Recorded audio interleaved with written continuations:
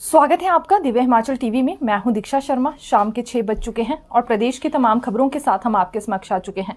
कई latest updates आज इस बुलेटिन में हम आपके साथ साझा करने वाले हैं। देखिए, विशेष तौर से बात करेंगे उन 9 एमएलएस को लेकर अब जिन पर खतरा मंडरा रहा है, सदस्यता उनकी रद्द हो सकती है, इस तरह का चर्चाओं का माहौल बना हुआ है। मुख्यमंत्री सुक्खू की ओर से ये बयान दिया गया है, जिसके बाद भाजपा के ये 9 एमएलएस भी खतरे में आ गए हैं। अभी देखिए, सबसे पहले 6 एमएलएस की सदस्यता रद्द हुई जिन्होंने क्रॉस वोटिंग की थी। ये कांग्रेस के विधायक थे, लेकिन सदस्यता रद्द होने के बाद ये भाजपा में शामिल हो गए और भाजपा से ही इन्होंने चुनाव भी लड़ा। फिर उसके बाद अभी 3 निर्दलीय विधायकों का इस्तीफा जब स्वीकार हुआ तो 3 उपचुनाव फिर से हिमाचल प्रदेश में हो रहे हैं। और अब इसी के साथ साथ चर्चाएं इस प्रकार से भी गर्म हो गई हैं कि क्या अब 9 एमएलएस की सदस्यता रद्द होगी तो क्या फिर से यहां पर चुनाव होगा? तो कब तक आखिरकार ये उपचुनावों का सिलसिला ही हिमाचल प्रदेश में जारी रहने वाला है, बारीकी से चर्चा करेंगे। ये 9 एमएलएस कौन है, बिल्कुल बाय नेम हम पूरी जानकारी इनसे संबंधित आपको देने वाले हैं और इन पर खतरा क्यों मंडरा रहा है ये भी अपडेट लेकर आए हैं। इसके अलावा सेब कार्टन सस्ता हुआ है, एक बड़ा फैसला लिया गया है दिल्ली में आज, क्योंकि 2 बड़ी बैठकें हुई हैं जिसमें हिमाचल प्रदेश के 7 मामलों को लेकर चर्चा हुई है। कौन से बड़े 7 मामले रहे हैं और कितना पैकेज इस बार हम एक्सपेक्ट कर सकते हैं केंद्र सरकार से हिमाचल सरकार को मिलेगा, ये भी अपडेट देने वाले हैं। चुनाव प्रभारी बदले गए हैं। अभी देखिए, तीनों उपचुनाव क्षेत्रों के लिए कांग्रेस की ओर से प्रभारी नियुक्त किए गए थे, लेकिन अब तीनों में बदलाव हुआ है। अब माफी चाहेंगे, एक में बदलाव हुआ है। आखिरकार किस क्षेत्र में यहां चुनाव प्रभारी को बदलना पड़ा है? लेकिन शुरुआत मौसम से करेंगे, क्योंकि हिमाचल प्रदेश में आज बूंदाबांदी का सिलसिला जारी रहा। कुछ एक क्षेत्रों में, शिमला में भी सुबह से लेकर मौसम खराब बना हुआ है और अभी 28 जून तक मौसम इसी प्रकार से बना रहेगा। यानी कि अब प्री मानसून की बौछारें क्योंकि शुरू हो गई है, इसके बाद मानसून दस्तक देगा तो हमें धूप का सिलसिला अब काफी कम ही देखने के लिए मिलने वाला है। इसके अलावा बूंदाबांदी जारी रहने वाली है। आज भी कुछ एक क्षेत्रों में हल्की बारिश हुई है। एक और जानकारी जो कि हम उन छात्रों से जुड़ी लेकर आए हैं जो इंटर्नशिप करना चाह रहे हैं एमबीबीएस की। दरअसल ये विदेशी मेडिकल ग्रेजुएट एमबीबीएस के छात्र हैं और एनएमएस यानी कि नेशनल मेडिकल कमीशन की ओर से इन्हें ये कंपलसरी किया जाता है कि एमबीबीएस के लिए 2 वर्ष की इंटर्नशिप इन्हें करनी होगी। अब 1 साल की इंटर्नशिप हो गई है, लेकिन आईजीएमसी में दूसरे साल की इंटर्नशिप करने का मौका इन्हें नहीं दिया जा रहा है। पिछले 2 महीने से ये दूसरे वर्ष की इंटर्नशिप का वेट कर रहे हैं। दूसरी ओर टांडा मेडिकल कॉलेज में अधिसूचना भी वहां के छात्रों के लिए जारी कर दी गई है। तो आईजीएमसी में इतना ज्यादा समय क्यों बर्बाद हो रहा है? छात्र खुद को ठगा सा महसूस कर रहे हैं। बार बार इन्हें कह दिया जाता है कि 1 या 2 दिन में इंटर्नशिप शुरू हो जाएगी, लेकिन अभी तक कोई अधिसूचना भी जारी नहीं हो पाई है। और दूसरे वर्ष की इंटर्नशिप इसलिए भी जल्दी करना जरूरी है क्योंकि इन्हें बाकी के नुकसान भी हो रहे हैं, समय भी ज़ाया हो रहा है। जितनी ज़्यादा देरी होगी उतना ही लेट ये एक तरह से नियमित तौर से लग पाएंगे, क्योंकि अभी 2 साल की इंटर्नशिप करनी है, बाकी की प्रक्रियाएं उसके बाद ही पूरी होती है और इंटर्नशिप पीरियड करना बहुत ज़्यादा ज़रूरी है एमबीबीएस के लिए, तभी डिग्री हासिल कर पाएंगे। एक बड़ा आरोप गोलीकांड में डीजीपी अतुल वर्मा पर लगाया गया है और साथ ही साथ भाजपा के एक विधायक पर भी आरोप लगाया गया है बंबर ठाकुर की ओर से। अभी देखिए, कुछ रोज पहले ही गोलीकांड का मामला सामने आया था बिलासपुर कोर्ट के बाहर, जहां कुछ एक व्यक्तियों पर गोलियां चलाई गई पेशी के लिए। हालांकि वो व्यक्ति जा रहे थे और उस में जो मुख्य व्यक्ति था जिस पर गोली चलाई गई, माना जा रहा है कि कुछ दिन पहले बंबर ठाकुर पर जो हमला हुआ था उसी का मुख्य आरोपी था, लेकिन किसी और मामले को लेकर ये पेशी के लिए कोर्ट में जा रहा था कि उसी बीच कुछ अज्ञात लोगों की ओर से गोलियां चलाई गई। अब इस पूरे मामले की जांच हुई है और यहाँ पुलिस अधीक्षक की ओर से जानकारी ये दी गई है कि जो बंबर ठाकुर का बड़ा बेटा है पुरंजन ठाकुर, ये इस पूरे गोलीकांड के मास्टरमाइंड थे। लेकिन अब बंबर ठाकुर की ओर से सभी आरोपों को यहां नकार दिया गया है और उनका ये भी कहना है, उनकी छवि खराब करने की कोशिश की जा रही है भाजपा विधायक त्रिलोक जम्वाल की ओर से और डीजीपी की ओर से। पिछली 20 साल की ये खुंदस अब उनसे निकाल रहे हैं, उनके परिवार की छवि खराब हो रही है। पूरा षड्यंत्र भाजपा विधायक और डीजीपी ने रचा है और उनके बेटे को उसमें फंसाने की कोशिश हो रही है। हालांकि दूसरी ओर अगर पुलिस जांच पर हम जाए तो पुलिस अधिकारियों का तो यही कहना है कि मास्टरमाइंड अभी तक इसमें पुरंजन ठाकुर ही माने जा रहे हैं, क्योंकि जो शूट करने वालों में मुख्य आरोपी था, यानी जो मुख्य शूटर था, वो सनी गिल था और उसने पुरंजन ठाकुर का नाम ही अपने मुंह से उगला है पुलिस की जांच में। अब पुलिस ने कई टीमें गठित कर ली है इसके बाद तलाश जारी है पुरंजन ठाकुर की और उनकी गिरफ्तारी होगी। हालांकि क्या कुछ अब आने वाले दिनों में इस मामले में होता है हमें देखना होगा, क्योंकि बंबर ठाकुर की ओर से यह आरोप भाजपा पर लगाया जा रहा है, डीजीपी पर लगाया जा रहा है कि उन्हें महज फंसाया जा रहा है, ये षड्यंत्र रचा गया है, उनके परिवार के साथ ये खुंदस निकाली जा रही है। इसी के चलते आज इन्होंने एक रोष रैली भी निकाली थी, इसमें काफी भावुक भी ये हो गए थे। और आने वाले दिनों में अगर बंबर ठाकुर की मौत होती है तो उसके लिए भी डीजीपी और भाजपा विधायक ही जिम्मेदार रहने वाले हैं, त्रिलोक जम्वाल। ये भी बड़ा आरोप इनकी ओर से लगाया गया है।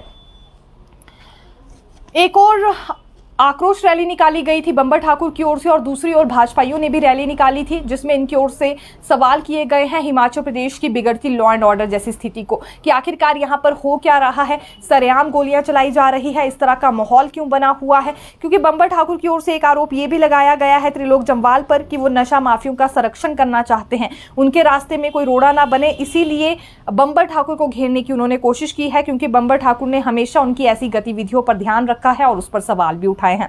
तो अब देखिए भाजपा का क्या कहना है। भाजपा ने भी क्योंकि प्रदर्शन किया और इसमें सांसद अनुराग ठाकुर भी शामिल हुए, नेता प्रतिपक्ष जयराम ठाकुर भी मौजूद रहे और भाजपा प्रदेश अध्यक्ष डॉक्टर राजीव बिंदल भी मौजूद रहे। इन्होंने मिलकर ये मांग उठाई है कि जो भी इसमें मुख्य आरोपी है, गोलीकांड का जो मास्टरमाइंड माना जा रहा है पुरंजन ठाकुर, जल्द से जल्द उसकी गिरफ्तारी होनी चाहिए। खुलेआम गोलीबारी हो रही है, ये हिमाचल वासियों के लिए ठीक नहीं है। यहाँ पर शांति प्रिय प्रदेश में इस तरह की घटनाएं सामने आना दुर्भाग्यपूर्ण है। और आखिरकार किसका संरक्षण ऐसे गुंडों को मिल रहा है जो सरेआम वो गोली चलाने के लिए तैयार हो रहे हैं, ये सवाल भी उन्होंने उठाए हैं। लेकिन इस पूरे मामले में अभी क्या होता है देखेंगे। पुलिस की ओर से टीम गठित कर दी गई है और पुरंजन ठाकुर को तलाश भी किया जा रहा है। फिलहाल अपडेट अभी तक यहीं पहुंची है। देखिए प्रतिभा सिंह की ओर से एक बड़ा तंज भाजपाइयों पर कसा गया है, जिसमें उनका कहना है कि अभी तक जो भी षड्यंत्र रचा गया था उसमें भाजपा नाकामयाब रही है, सरकार को अस्थिर करने की कोशिश की गई और इसका जवाब फिर जनता ही भाजपा को देने वाली है। तीनों उपचुनावों में कांग्रेस की जीत होगी, क्योंकि ओपीएस भी बहाल कर दी गई है और ओपीएस के साथ साथ महिलाओं को 1500 की राशि भी दी गई है। अब यही वर्ग कांग्रेस सरकार को फिर जिताएंगे, यही वर्ग 3 उपचुनाव क्षेत्रों में कांग्रेस का परचम लहराने वाले हैं। हालांकि ये कितना इस बार संभव हो पाता है बिल्कुल देखेंगे। इससे पहले जब 6 हलकों में उपचुनाव हुए तो 4 में तो कांग्रेस ने जीत हासिल कर ली है, अब 3 में होने जा रहे हैं और कांग्रेस काफ़ी ज़्यादा कॉन्फिडेंस में भी नजर आ रही है। जो बड़े कार्य कांग्रेस सरकार ने किए हैं उन्हीं उपलब्धियों को बार बार कांग्रेस की ओर से गिनवाया जा रहा है।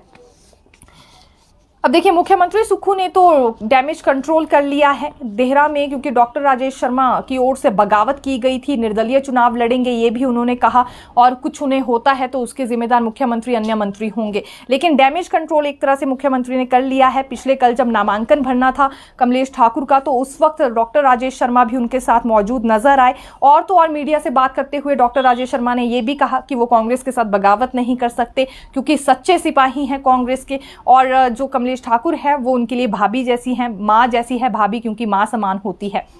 तो इसीलिए वो दिल से चाहते हैं कि कमलेश ठाकुर ही देहरा से जीत हासिल करे, जिसके बाद जो नुकसान कांग्रेस को हो रहा था एक तरह से खत्म हो गया है। डैमेज कंट्रोल कर लिया मुख्यमंत्री ने, सारे गिले शिकवे डॉक्टर राजेश शर्मा के दूर कर दिए हैं उनसे बातचीत करके। लेकिन भाजपा के लिए मुसीबतें जरूर बढ़ गई हैं। होशियार सिंह की ओर से जब नामांकन भरा जा रहा था तो पूर्व मंत्री रमेश ढवाला उनके साथ मौजूद नहीं थे, रविंदर रवि भी उसमें शामिल नहीं हुए। यहाँ से बगावती सुर उठते हुए नजर आ रहे हैं और बात सिर्फ देहरा की नहीं है। देखिए नालागढ़ में भी हरप्रीत सिंह ने निर्दलीय चुनाव की ताल ठोक दी है। तो ऐसे में अब भाजपा क्या करती है, कैसे बागियों को मनाती है। देखिए भाजपा को किसी और वजह से नुकसान हो ना हो, लेकिन हर चुनाव में बगावती सुर इनके जरूर उठ जाते हैं। मनाने में पिछली बार भी ये कामयाब नहीं रहे थे, इस बार रहते हैं या नहीं देखना होगा। बड़ा एग्जाम्पल क्योंकि लाहौल स्पीति का उस वक्त रहा था, अनुराधा राणा जीत गई। कारण ये था कि डॉक्टर रामलाल मार्कंडे की ओर से निर्दलीय चुनाव लड़ा गया था, इस वजह से रवि ठाकुर वहां पर हार गए जो कि भाजपा के प्रत्याशी थे। भाजपा की वोट्स अगर यहाँ भी डिवाइड हो जाएंगी, नालागढ़ में भी और देहरा में भी, तो काफी मुश्किल फिर भाजपा के लिए होने वाली है। जो सपना भाजपा देख रही है मिशन लोटस का, वो कैसे सफल हो पाएगा अगर बगावती सुर ही यहाँ पर नहीं थमते हैं। तो निर्दलीय चुनाव की ताल क्योंकि हरप्रीत सिंह ने ठोक दी है, जिसके बाद समीकरण पूरी तरह से उन्होंने उलझा दिए हैं। ये भाजयुमो के प्रदेश सह मीडिया प्रभारी हैं और नामांकन दाखिल करने का क्योंकि अंतिम दिन था, इसी बीच देखिए कितने नामांकन दाखिल कर दिए गए हैं। देहरा में 7, हमीरपुर में 4, नालागढ़ में 8 उम्मीदवारों ने नामांकन दाखिल कर चुनावी हुंकार भर दी है। देखिए, आशीष शर्मा को फिर आज बुलाया गया था पेशी के लिए। पूर्व निर्दलीय विधायक हैं और अभी हमीरपुर से भाजपा के प्रत्याशी भी हैं उपचुनाव लड़ने के लिए। आज फिर पूछताछ के लिए इन्हें बुलाया गया। खरीद फरोख्त मामले में तकरीबन 40 सवाल पूछे गए और किसी भी सवाल का जवाब ये ढंग से नहीं दे पाए हैं, पुलिस की ओर से जानकारी सामने आई है। साथ ही साथ इनका मोबाइल फोन जब जांच के लिए मांगा गया तो उसे देने में भी इन्होंने सहमति नहीं जताई। फार्मा कंपनी और हेलीकॉप्टर पर भी इनसे कई तरह के सवाल पूछे गए। जो कांग्रेस विधायक संजय अवस्थी की ओर से शिकायत दर्ज करवाई गई है बालूगंज थाना में, उसमें क्योंकि ये आरोप थे कि जो भी 9 विधायकों के रहने का खर्चा था उस वक्त जब क्रॉस वोटिंग हुई थी, उसके बाद जो इनके रहने का, सहने का या फिर खाने पीने का खर्चा था, वो कुछ एक नेताओं की ओर से उठाया गया है और आशीष शर्मा ने भी उसमें इन्वेस्ट किया है। तो इसी पर जब इनसे कुछ एक सवाल पूछे गए, उनका जवाब ये सही ढंग से नहीं दे पाए हैं। और मीडिया में बात करते हुए आशीष शर्मा ने ये कहा कि ये पीरियड उनके लिए काफ़ी ज़्यादा बिजी है क्योंकि वो खुद उपचुनाव लड़ रहे हैं, बार बार इस तरह से पेशियों के लिए नहीं आ सकते हैं, इतना समय अभी उनके पास नहीं है। इसलिए पुलिस से भी उन्होंने अपील की है कि जब तक ये चुनाव नहीं हो जाते उन्हें ना बुलाया जाए, क्योंकि उन्हें भी प्रचार प्रसार करना है अपने विधानसभा क्षेत्र में। और मुख्यमंत्री सुक्खू पर बड़ा आरोप उन्होंने ये लगाया है कि माइनिंग पॉलिसी ही पूरी तरह से बदल दी गई है और वो इसलिए हुआ क्योंकि ये सीएम सुक्खू ने अपने भाई के लिए किया है। सबसे बड़े खनन माफिया उनके भाई हैं, उन पर जांच होनी चाहिए। उनके लिए पूरी माइनिंग पॉलिसी आखिरकार क्यों बदल दी गई है, इस पर भी उन्होंने कई तरह के सवाल उठाए हैं। देखिए, नीट का पेपर लीक हुआ था और इसी विवाद के बीच एक और अपडेट सामने आई है क्योंकि सख्त कानून अब केंद्र सरकार की ओर से शुक्रवार रात को ही लागू कर दिया गया है। इसमें 1 करोड़ रुपए तक का जुर्माना और 10 साल की सजा होगी उस व्यक्ति को जो पेपर बेचेगा और खरीदेगा। ये बहुत ज़रूरी हो गया था। नीट में पेपर लीक हुआ, उसके बाद यूजीसी नेट की परीक्षा में भी पेपर लीक होने की पूरी संभावना बनी हुई है। जांच अभी चल रही है, सीबीआई को जांच दे दी गई है। आखिरकार वजह क्या है जो बार बार इस तरह से पेपर लीक हो रहे हैं? तो बड़ा सवाल यहाँ पर युवाओं की ओर से उठाया जा रहा था और इसमें जानकारी ये आई है कि अब सख्त कानून लागू कर दिया गया है। 10 साल की कारावास की सजा होगी और 1 करोड़ रुपए जुर्माना भी लगाया गया है। एक और गिरफ्तारी देखिए इसमें हुई है। ये झारखंड के देवघर से सॉल्वर गैंग के सदस्य पिंटू को गिरफ्तार कर लिया गया है। साथ ही साथ 5 अन्य लोगों को भी हिरासत में लिया गया है। आरोपियों को 5 आरोपी और हैं जिन्हें हिरासत में लिया गया है। ये सभी आरोपी बिहार के नालंदा के रहने वाले हैं और ये देवघर में किराए के मकान में छिपकर रह रहे थे और इनका पेशा ही ये हो गया था कि किसी तरह से पेपर पता किया जाए, फिर आगे बेचा जाए और करोड़ों इसके एवज में ये कमाने की सोच रहे थे। लेकिन उससे पहले इनका भांडाफोड़ हो गया है और अब बड़ी कार्रवाई होगी। साथ ही साथ सख्त कानून भी लागू कर दिया गया है पेपर लीक मामले को लेकर केंद्र सरकार की ओर से। देखिए, एक आईटीबीपी जवान की मौत होने का मामला सामने आया है। ये रामपुर उपमंडल में हादसा पेश आया जहां कार सड़क से गिरकर या अनियंत्रित होकर एक तरह से खड्ड में जा गिरी। 34 वर्ष ही ये आईटीबीपी जवान की उम्र थी। काफ़ी ज़्यादा शोक भरा माहौल अभी इनके क्षेत्र में बना हुआ है और रात करीब 10 बजे सूद प्लांट मिक्सचर के समीप जब कार पहुंची तो जवान ने नियंत्रण खो दिया और कार लुढ़ककर नोगली खड्ड में जा गिरी है। काफ़ी सारी चोटें भी इस व्यक्ति को आ गई थी और उसी मौके पर ही मौत हो गई। हालांकि दूसरा व्यक्ति भी इनके साथ कार में सवार था, इन्हें हल्की चोटें ही लगी है और अस्पताल में भी इनका उपचार चल रहा है। और पुलिस को जैसे ही इस हादसे की सूचना लगी तो मौके पर वहां पुलिसकर्मी भी पहुंच गए थे और अगली जाँच करना उन्होंने शुरू कर दिया था। देखिए, केंद्रीय वित्त मंत्री निर्मला सीतारमण के साथ प्री बजट बैठक आज क्योंकि दिल्ली में थी और उद्योग मंत्री हर्षवर्धन चौहान भी इस बैठक में शामिल हुए थे। तकरीबन 7 बड़े मामलों पर बात हुई है जो कि हिमाचल प्रदेश से संबंधित है, जिसमें एक कांगड़ा एयरपोर्ट के लिए 3500 करोड़ रुपए जारी करने की मांग की गई है। भानुपल्ली बिलासपुर रेल लाइन को नेशनल प्रोजेक्ट मानते हुए फंडिंग देने के लिए कहा गया है। प्रधानमंत्री ग्राम सड़क योजना में शामिल किया जाए रोपवे प्रोजेक्ट्स को भी, ये भी मांग रखी गई है और इलेक्ट्रिक बसों को नाबार्ड के माध्यम से फंडिंग देने की भी मांग उठाई गई है। इसके अलावा हिमाचल प्रदेश में प्राकृतिक आपदा के चलते जो नुकसान हुआ था उसके लिए भी 3000 करोड़ रुपए देने की मांग उठी है। कोल्ड स्टोरेज विकसित करने के लिए भी हिमाचल में 5 करोड़ का अतिरिक्त फंड मांगा गया है। देखना होगा ये डिमांड्स कितनी पूरी होती है, क्योंकि प्री बजट बैठक में तो उद्योग मंत्री हर्षवर्धन चौहान पहुंचे थे और हिमाचल से जुड़े मुद्दे भी वहां उठाए गए। साथ ही साथ बजट को लेकर भी मांग रखी गई है। काफ़ी उम्मीदें क्योंकि बजट से यहाँ के लोगों को रहती है और अब ऐसे में क्या खास राहत पैकेज भी प्राकृतिक आपदा को देखते हुए जारी किया जाता है। ये देखना भी काफ़ी ज़्यादा दिलचस्प रहने वाला है। बागवानों के लिए एक अच्छी खबर है क्योंकि सेब सीजन से पहले ही सेब कार्टन सस्ता हो गया है। दरअसल जीएसटी को 18% से हटाकर 12% करने का फैसला लिया गया है। ये फैसला भी दिल्ली में हुआ है और उद्योग मंत्री हर्षवर्धन चौहान उस दौरान भी वहां पर शामिल थे बैठक में। नालागढ़ से चुनाव प्रभारी बदल दिए गए हैं। पहले शिक्षा मंत्री रोहित ठाकुर को जिम्मा दिया गया था, लेकिन उनका बाहर का टूर देखते हुए अब उद्योग मंत्री हर्षवर्धन चौहान को नालागढ़ से चुनाव प्रभारी बना दिया गया है। इनके साथ स्वास्थ्य मंत्री धनीराम शांडिल और पीडब्ल्यूडी मंत्री विक्रमादित्य सिंह भी नालागढ़ में होंगे सहयोग करने के लिए। देखिए, 9 एमएलए पर खतरा मंडरा रहा है। मुख्यमंत्री सुक्खू की ओर से ये संकेत दिए गए हैं। अपनी मीडिया स्टेटमेंट में उन्होंने ये बड़ी बात कही है कि अभी तो विधानसभा अध्यक्ष कुलदीप सिंह पठानिया के पास 9 एमएलए को लेकर भी मामला दर्ज है, यानी कि विधानसभा कोर्ट में ये मामला भी दर्ज है।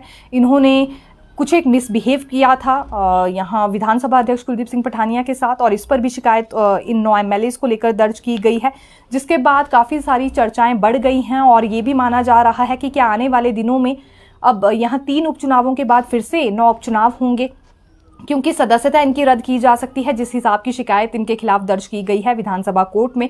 ये भी मुख्यमंत्री की ओर से बड़ी स्टेटमेंट दी गई है। अब ये आपको बता देते हैं कौन कौन से 9 एमएलए हैं। इसमें देखिए, एक विपिन सिंह परमार है, सतपाल सिंह सत्ती है, विनोद कुमार है, हंसराज है, सुरेंद्र शौरी है, त्रिलोक जम्वाल है, इंद्र सिंह गांधी है, लोकेंद्र कुमार है और करसोग से दीपराज शामिल है। इन्होंने मिसबिहेव किया है विधानसभा अध्यक्ष के साथ, जिसके लिए इन्हें बख्शा नहीं जा सकता है, ये कांग्रेस मानकर चल रही है। लेकिन जब ये बात हमने कानून विशेषज्ञों से पूछी तो उनका ये कहना था कि डिस्क्वालिफिकेशन इस केस में नहीं बनती है, यानी कि सदस्यता रद्द नहीं की जा सकती है। इतना जरूर इसमें हो सकता है, कार्रवाई सिर्फ निलंबन तक की हो सकती है।